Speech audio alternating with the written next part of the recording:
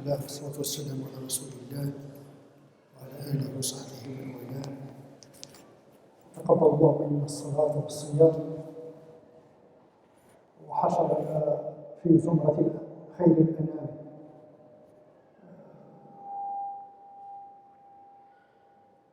C'est un moment de joie. C'est un moment qui procure un sentiment d'une relative satisfaction d'avoir su se dépasser, réaliser relativement, parfaitement une pratique très exigeante qui nécessite un jihad, un effort sans concession. C'est aussi un moment de rappel. L'Eid, c'est une joie, mais également un entretien, un moment d'entretien de la mémoire de ce qui est essentiel, c'est-à-dire le sens. Quel est le sens de notre existence? Quel est le sens de notre religion? Quel est également le sens de cette pratique qui paraît aux yeux de la société comme une entreprise herculienne? Ne pas boire, ne pas manger, ne pas avoir de rapports sexuels toute la journée relève d'un exploit. Dans des sociétés où la consommation est devenue un impératif, presque une obligation. Et donc il est très intéressant de rappeler l'actualité de cette pratique au cœur des sociétés modernes qui ont une certaine conception de la liberté, de la et de la consommation, lesquelles notions viennent répondre justement cette pratique qui constitue l'un des piliers fondamentaux de l'islam. En effet, les pratiques de l'islam, ou bien de toute religion qui est digne de ce nom, doivent répondre à deux objectifs. Premier objectif, c'est la connexion avec le divin, une fonction de transcendance. Nous sommes des humains habités par l'animalité, mais nous avons en même temps une aspiration spirituelle qui nous attire vers le ciel.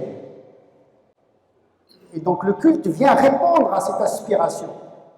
L'homme a besoin de transcendance, de sortir d'un monde pesant matériellement. Il a besoin de moments de recueillement. Il a besoin de moments de décalage par rapport à un monde qui nous entraîne dans une accélération de l'histoire sans frein. Le culte, ce sont des moments où on s'arrête pour repenser le monde, pour reconfigurer notre rapport au monde. Parce que la vie nous abîme, nous sommes abîmés. Nous sommes altérés. A dit le prophète. Vous êtes consumés par la matérialité de la vie. L'usure, presque une forme de sédimentation anthropologique qui nous frappe. Le culte vise à nous restaurer, à nous réparer en permanence.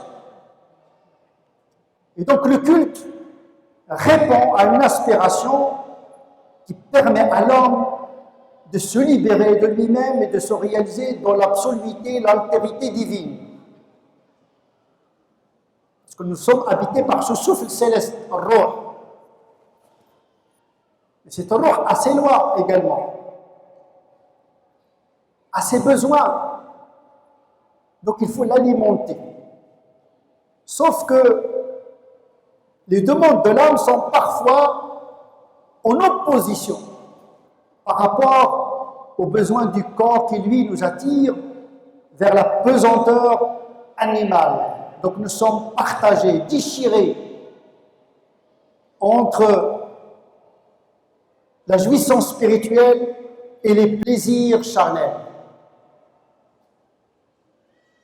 Nous aspirons à deux plaisirs.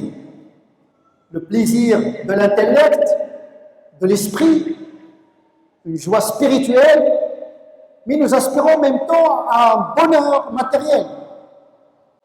Cela pourrait paraître comme paradoxal, mais en vérité, ils ne sont pas antinomiques, puisque l'islam ne vise pas à éradiquer toutes les formes des plaisirs, il cherche à les canaliser et les mettre en orbite, harmonieux par rapport à l'ordre naturel des choses. Première fonction, c'est la connexion avec la transcendance. Mais toute pratique sage de la religion doit avoir des effets matériels, des effets sociétaux, des effets moraux. Se réaliser avec Dieu à travers salat, la prière, le jeûne, le pèlerinage, le dhikr, c'est une chose. Mais cela reste inachevé tant qu'il ne se traduit pas en une autre forme d'altérité, c'est-à-dire la relation à l'autre qui nous habite, ce qu'on appelle l'ipséité, le rapport avec soi-même, le rapport avec nos proches, avec notre communauté spirituelle, notre communauté citoyenne, notre communauté humaine, avec le monde également. Il s'agit d'une pratique d'intégration dans le monde. Et donc il s'agit d'une pratique intramondaine. Toute pratique qui fait sortir l'individu du monde, de son monde, est une religion de désintégration, c'est-à-dire d'émiettement et d'éclatement. Le jeûne vient répondre justement à ce double besoin, l'ordre naturel et l'ordre spirituel. En plus, dans l'ordre sociétal, l'ordre naturel c'est l'ordre sociétal, dans mes propos ici. Et le culte, il reste toujours d'une actualité, toujours à entretenir. Il ne faut pas que les pratiques de la religion soient anachroniques. Il faut qu'elles répondent à des situations. Mais quelle est la situation aujourd'hui de nos sociétés modernes? Quelle est la caractéristique essentielle de nos sociétés à laquelle vient répondre avec pertinence la pratique du jeûne?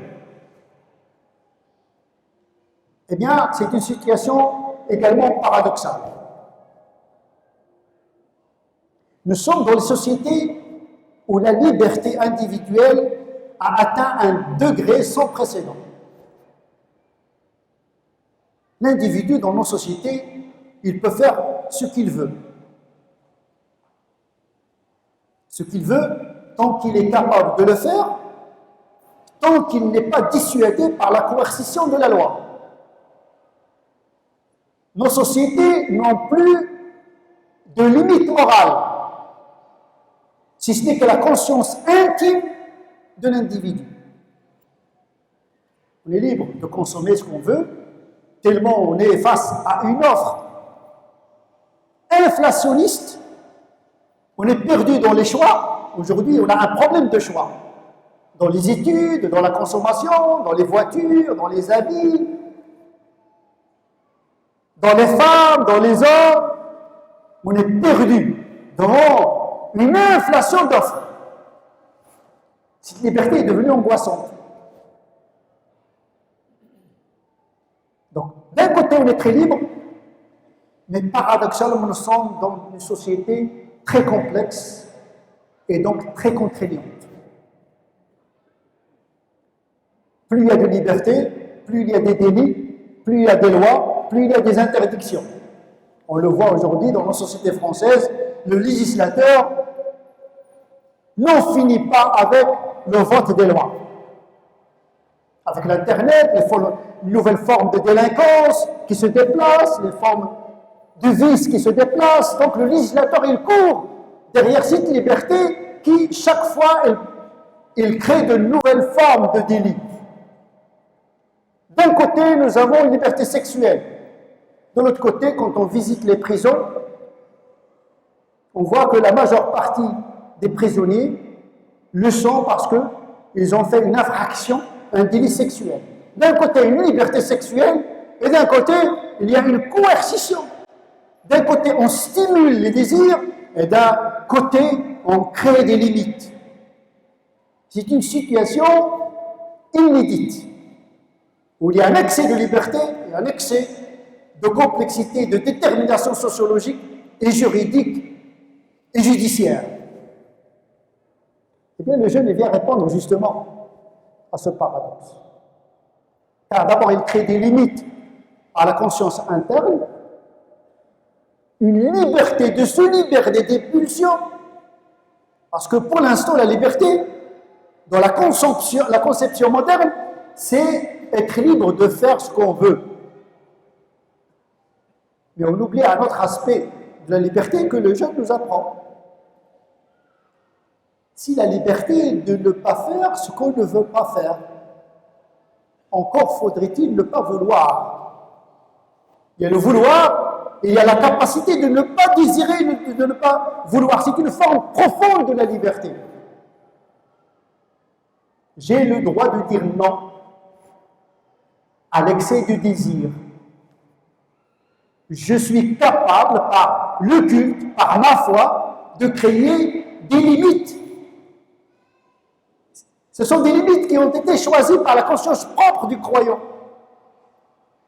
Tu ne bois pas, tu ne manges pas, tu ne copules pas. Mais c'est toi qui as choisi, c'est une liberté. Mais à condition d'être libre de le faire. Et de ne pas subir le déterminisme communautariste et familial. Parce que des gens, parfois, ils pratiquent parce qu'ils sont obligés, pas par une contrainte intérieure, mais par une contrainte environnementale. La meilleure des pratiques, c'est celle qui émane d'une foi libre, qui aboutit à une pratique conscientisée libre. C'est ça qui donne la qualité du rapport à Dieu. C'est ça l'ibada. C'est de se libérer des autres pour pouvoir se soumettre avec intelligence à la volonté de Dieu qui est la volonté absolue et qui développe chez nous la volonté individuelle. Donc l'islam, il développe une autre forme d'individualisation et d'individualité dans le rapport à la liberté. Je suis libre de dire non, stop à mes instincts et à mes pulsions. Pas dans le sens de les éradiquer, mais dans le sens de les modérer parce que la loi doit être sage et non absurde. Yuridu Allahu bikum al-yusr wa la yuridu bikum al-usr. C'est une contrainte mesurée. Parce que le malade, celui qui voyage, celui qui est incapable de jeûner, eh bien, il a la dérogation de ne pas jeûner. Parce que le vouloir de Dieu, ce n'est pas la contrainte, mais la libération, justement. Et donc, c'est un choix.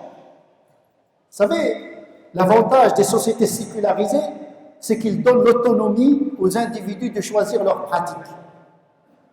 Parce que dans les sociétés musulmanes, le jeûne, c'est une pratique obligatoire, juridiquement, presque, et sociétalement, presque. On le fait parce que tout le monde le fait. Ce qui fait perdre la beauté de la pratique. Quand la pratique devient une identité politique, ethnique et identitaire, elle perd de sa valeur. Donc, le propre du jeûne, c'est la liberté de se libérer volontairement de la pulsion, l'excès des désirs. Donc, le jeûne nous propose une autre forme de liberté. Résister à la consommation à outrance que nous propose cette inflation d'offres. Ces stimuli, ces spots publicitaires qui réduisent l'être humain à un simple consommateur. Au Moyen-Âge, l'individu était le sujet du roi. Avec l'État-nation, l'individu est devenu un citoyen. Aujourd'hui, ce sont les multinationales qui font l'individu et qui le réduisent à un simple consommateur depuis la maternelle jusqu'à sa mort. Avec les méthodes de communication qui conditionnent l'individu pour le réduire à un simple animal qui répond à ces stimuli. Le jeune vient nous dire non, il y a une autre forme de consommation. La modération, la transcendance, la mesure et la liberté de se libérer de ces addictions. Nous sommes addicts, nous sommes élevés dans des sociétés qui cultivent l'addiction à visée économique, l'hypermassification, uniformisation du désir pour vendre le même produit. Que vous soyez en France, en Afrique, il y a une standardisation des goûts. Et en même temps, on donne l'impression qu'on a beaucoup de choix, mais en vérité, nos choix sont bien orientés avec une logique qui nous dépasse son nom, celle du capitalisme sauvage qui est en train de réduire l'être humain au niveau intellectuel, moral, à un simple consommateur. Consommation des idées, consommation des goûts, et ça frappe même la religion. Il y a des musulmans qui consomment des discours religieux, mais sans produire un effet. On est même habitué à écouter. Nous écoutons le sermon du vendredi, nous sommes des consommateurs des émissions religieuses, etc. Nous sommes de grands consommateurs de discours religieux, mais sans effet. Il y a un problème. Parce que nous sommes habitués à une consommation passive. Depuis l'enfance, on écoute, on consomme, on mange, on boit, on s'habille, etc. C'est le même mécanisme qui fonctionne dans la religion. C'est-à-dire que les religions aujourd'hui sont menacées par le capitalisme. Elles font le lit du capitalisme. La spiritualité est devenue aujourd'hui rentable. La halalisation de tout. Des chaussures, des cravates, des habits, tout est halalisé à visée économique. Là où il y a la rentabilité, il y a un discours communicationnel qui oriente le musulman et qui confisque sa spiritualité. Au lieu d'échapper à l'esprit de consommation, il sort d'une consommation matérielle à une consommation pseudo-spirituelle. Le jeune vient nous rappeler cette résistance. Mais également, le jeune vient répondre à une logique darwinienne de nos sociétés. Nous sommes dans des sociétés de compétition sélective. Il n'y a pas de place pour les faibles. Une société qui broie les faibles devient de plus en plus inégalitaire. On le voit. Le système social s'affaiblit, le pouvoir de l'État-nation également s'affaiblit, les frontières se libèrent, le pouvoir se déplace et le monde devient une jungle civilisée. Un monde darwinien. La survie n'est garantie que pour le plus apte. Et c'est à cet égard que le jeune vient nous apprendre la culture de l'effort. Jihad, wasabiqu, c'est une compétition, mais une compétition intelligente. Les enfants doivent être élevés dans l'autonomie, l'effort. Ce que le jeune nous vient apprendre, la culture de l'effort, la patience, le sabr, ne pas se précipiter. Vous savez, quand on est pressé, généralement on rate l'objectif. La patience et l'endurance. L'échec fait partie de la réussite. Il n'est pas dit que tous les musulmans, ici, ils ont fait un bon jeûne. Il y a ceux qui n'ont même pas peut-être fait tout le mois de Ramadan. Pour des raisons ou pour d'autres. Mais pour Dieu, ce qui compte, ce n'est pas l'arrivée, c'est l'effort. Ce n'est pas la victoire, c'est le combat. Le jeûne nous apprend le combat, parce que dans le projet de Dieu, il se peut que le musulman rate un jour, 2 jours, il se peut qu'il fasse des choses qui ne sont pas convenables. Pendant le jeûne du mois de Ramadan, c'est prévu par l'économie morale que porte le principe du jeûne. Il y a toujours, après l'échec, une occasion de réparation, le qada, le don, c'est-à-dire des actes de substitution, de rattrapage. L'échec n'est jamais total. Ce qui est demandé, c'est de marcher, c'est de faire l'effort. La réussite avec Dieu n'est pas une obligation. Ce qui est obligé, c'est l'effort dans les limites possibles de l'individu. La yukallifu Allahu nafsan illa wus'aha. Parce que les gens qui font des projets et fixent des horizons définis une fois pour toutes, pour eux et pour leurs enfants, ils créent une violence inutile. Ce qui est demandé, c'est de marcher. La victoire, elle vient de Dieu. Mais le combat, il faut qu'il soit assuré par le musulman. Le combat moral contre lui-même pour se libérer de ses démons et de l'animal qu'il habite, pour le dresser. Parfois, il se déchaîne. Une fois tu as la victoire, une fois tu subis la défaite. C'est pas grave. On l'a vu dans la vie du prophète sallallahu alayhi wa sallam. La harb al-sijal, la guerre, une fois on gagne, une fois on perd. Il est dans l'esprit de notre religion. Parce que là où il y a l'attente, il y a la déception. Quand quelqu'un pense qu'il va réussir, il ne réussit pas, il est déçu. Mais non, mais l'échec peut être une réussite. Vous savez, un échec qui produit la motivation et qui aiguise la volonté est en lui-même une réussite. Une réussite qui produit de l'orgueil et de l'autosuffisance, c'est un échec moral.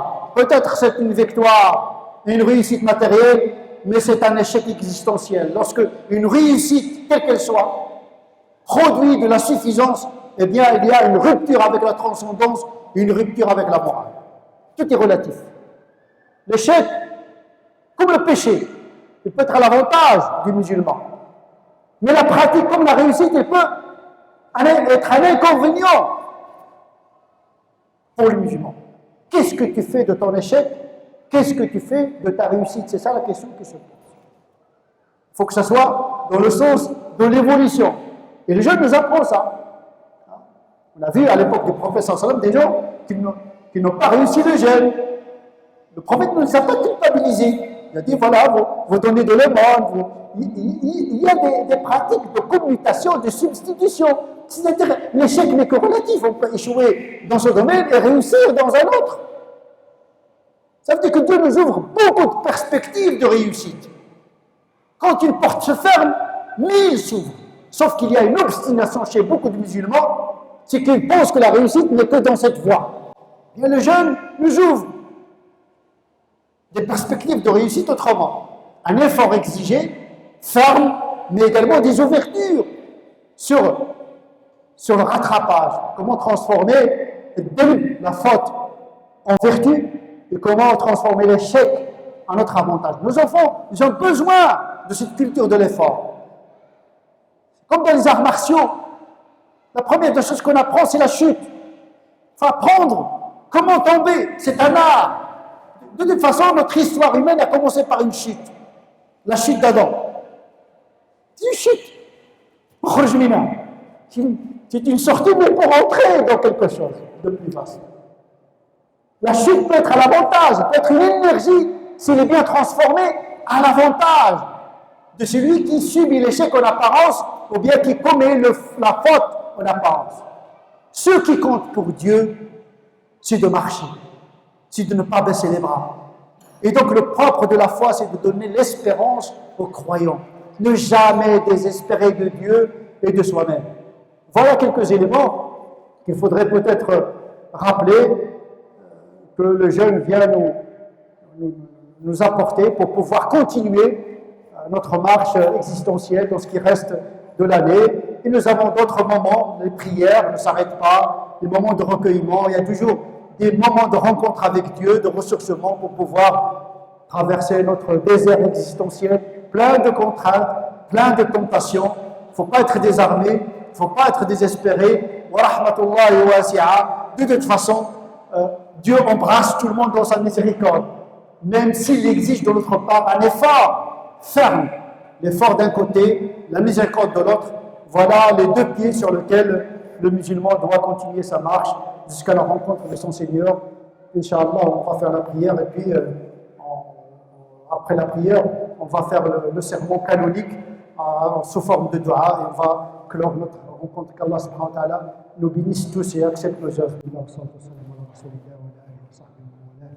اللهم اهدنا فيمن هديت، وعافنا فيمن عافيت، وتولنا فيمن توليت، وبارك لنا فيما أعطيت، وقنا واصرف عنا شر ما قضيت، فإنك تقضي ولا يقضى عليك، وأنه لا يذل من واليت ولا يعز من عاديت، تبارك ربنا وتعالى. اللهم لا تدع لنا في هذا اليوم الكريم ذنبا إلا غفرته، ولا هما إلا فرجته، ولا ميتا إلا رحمته، ولا مريضا إلا شفيته، ولا مظلوما إلا نصرته، ولا تائبا إلا قبلته، ولا أعزب من يريد الإحسان إلا حصنته، ولا حاجة من حوائج الدنيا لك فيها رضا ولنا فيها صلاح إلا يسرتها. اللهم من أراد بهذه البلاد وبالمسلمين خيرا فوفقه لكل خير، ومن أراد بهذه البلاد وبالمسلمين شرا فاكفنا شره بما شئت وكيف شئت. اللهم صل على سيدنا محمد وعلى آل سيدنا محمد كما صليت على سيدنا إبراهيم وعلى آل سيدنا إبراهيم، وبارك على سيدنا محمد وعلى آل سيدنا محمد كما باركت على سيدنا إبراهيم وعلى آل سيدنا إبراهيم في العالمين إنك حميد مجيد. سبحان ربك رب العزة عما يصفون، وسلام على المرسلين، والحمد لله رب العالمين، وتقبل الله منا ومنكم.